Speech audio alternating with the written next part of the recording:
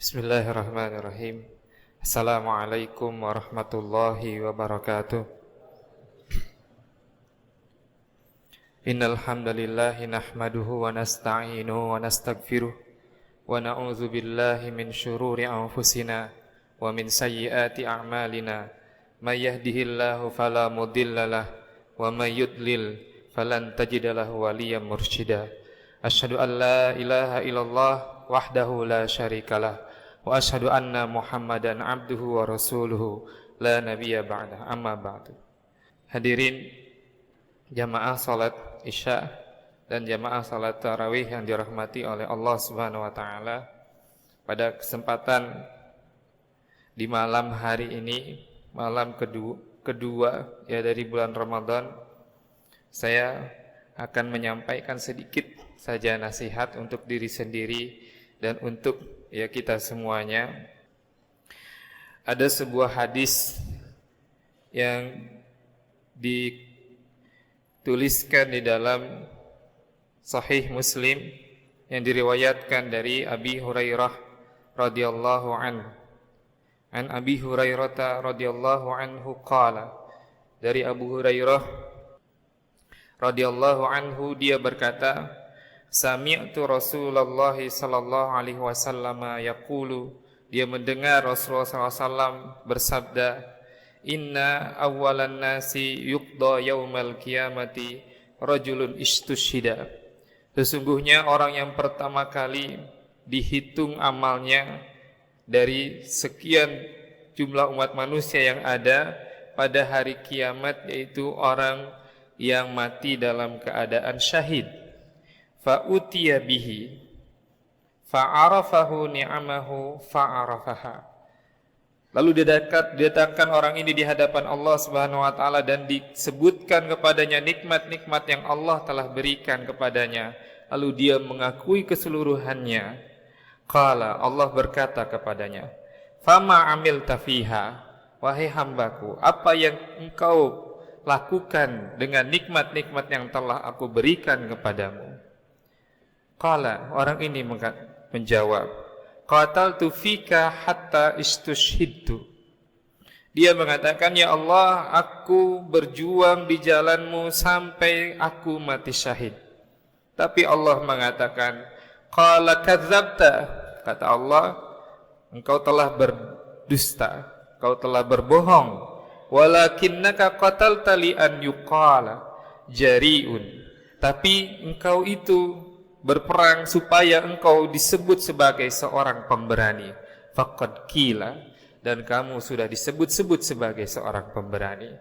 Summa umira bihi fasuhiba ala wajhi hatta ulqiya finnar. Kemudian Allah memerintahkan para malaikat untuk menariknya, menarik wajahnya, menyeret wajahnya, sampai dia dilemparkan ke dalam api neraka. Na'udzubillahi min dzalik. Kemudian hadis ini Rasulullah menjelaskan orang yang kedua, wa rajulun ta'allamal ilma wa 'allamahu wa qara'al Qur'an.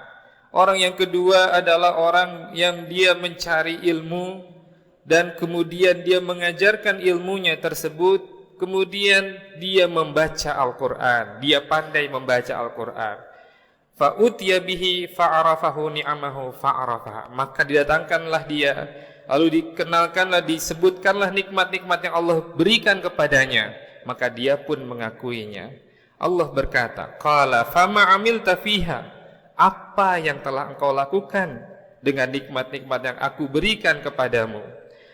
Qala, orang ini menjawab, ta'allamtul ilma wa 'allamahu, aku mencari ilmu dan aku mengajarkannya.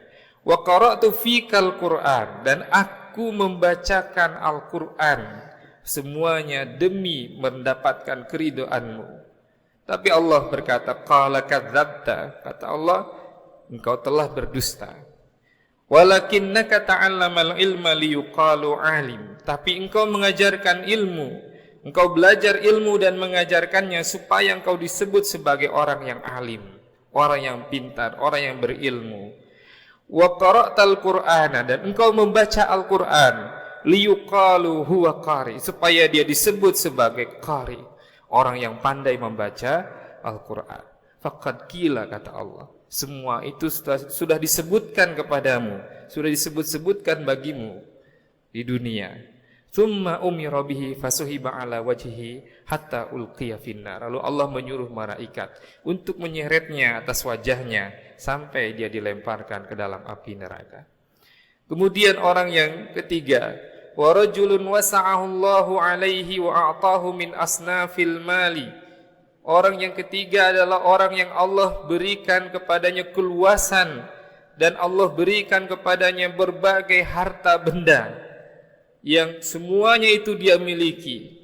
Fa'ata bihi fa'arafahu ni'amahu fa'arafaha, maka didatangkan dia ke hadapan Allah Subhanahu wa taala, lalu disebutkan kepadanya nikmat-nikmat yang Allah berikan kepadanya, lalu dia mengakui semuanya.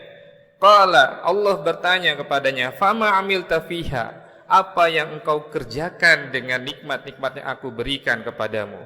Qala, orang ini menjawab, ma taraktu min sabilin tuhibbu an yunfaqa fiha illa anfaqtu fiha laka.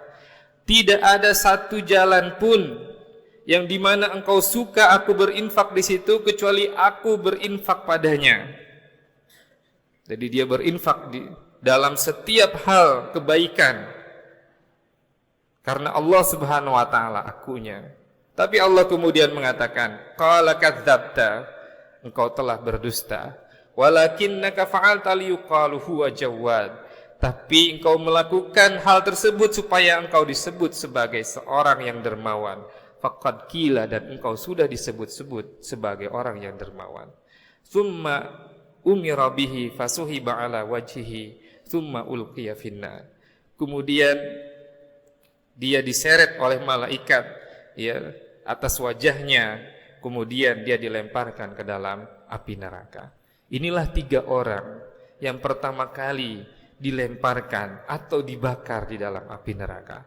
Orang yang pertama adalah orang yang mati di jalan Allah Subhanahu wa taala, orang yang mati di dalam peperangan. Orang yang kedua adalah orang yang mengajarkan ilmu dan dia membaca Al-Quran. Orang yang ketiga adalah orang yang dermawan. Semuanya itu Imam An-Nawawi mengatakan, semuanya itu Allah hadirkan sebagai orang yang pertama kali dilemparkan ke dalam api neraka sebagai pelajaran bagi kita bahwa Allah hanya menerima amalan-amalan yang ikhlas untuk Allah Subhanahu wa taala. Bahwa Allah hanya menerima amalan-amalan yang murni yang kita lakukan untuk meraih keridhaan Allah Subhanahu wa taala. Dan Allah tidak menerima amal-amal yang dicampur baur. Allah tidak menerima amal yang diisi dengan riya. Allah tidak menerima amal yang kemudian kita punya niat yang lain selain Allah Subhanahu wa taala. Lalu kalau kita renungkan dari hadis ini, kira-kira kalau 3 orang ini dilemparkan ke dalam api neraka, bagaimana dengan orang-orang yang dalam hidupnya dia melanggar perintah Allah Subhanahu wa taala, kemudian dia memperturutkan hawa nafsunya, lalu dia berbuat kemaksiatan? Bagaimana dengan orang-orang yang melalaikan perintah-perintah Allah Subhanahu wa taala? Kemudian karena kemalasannya dia tidak mau menjalankan perintah Allah Subhanahu wa taala. Dia meninggalkan salat. Dia melalaikan salat. Dia mengakhir-akhirkan waktu salat. Dia tidak mau ikut sholat berjamaah. Dan kemudian dia melakukan semua keburukan-keburukan yang Allah larang. Tentu mereka ini lebih pantas lagi masuk neraka. Tentu kalau kita yang melakukannya, maka kita pantas masuk neraka. Maka adalah karunia Allah Subhanahu wa taala, Allah memberikan kepada kita bulan Ramadan. Allah mendatangkan kepada kita bulan Ramadan, yang di dalam bulan Ramadan itu diriwayatkan di dalam sebuah hadis, idza jaa Ramadan, kalau datang bulan Ramadan, futihat abwabul jannah, akan dibukakan pintu-pintu surga, wa ugliqat abwaban nar, dan akan ditutup pintu-pintu neraka, wa sufidatis sayatin, sufidatis syayatin, dan setan-setan akan dibelenggu. Wa yunadi munadi, dan akan ada malaikat yang menyerukan di langit. Ya bagiyal khairi akbil, wahai orang-orang yang menginginkan kebaikan, terimalah, sambutlah bulan Ramadan ini. Wa ya bagiyas syarri aksir, wahai orang-orang yang menginginkan keburukan, cukupkan keburukan kalian, berhentilah kalian dari keburukan kalian. Kemudian Rasulullah SAW menjelaskan, walillahi utaqa'u minan nar, dan di bulan Ramadan Allah memilih orang-orang yang dibebaskan dari api neraka. Wa dzalika kullu laylah, dan itu ada di setiap malamnya. Jadi Allah akan memilih dari hamba-hambanya siapa yang akan dibebaskan pada malam yang pertama, siapa yang akan dibebaskan dari neraka pada malam yang kedua, siapa orang yang akan dibebaskan dari neraka pada malam yang ketiga, dan itu sampai 30 hari atau 29 hari. Ada orang-orang yang akan Allah bebaskan dari api neraka. Maka ini adalah kesempatan yang begitu berharga bagi kita. Kenapa kita tidak meminta kepada Allah Subhanahu wa taala?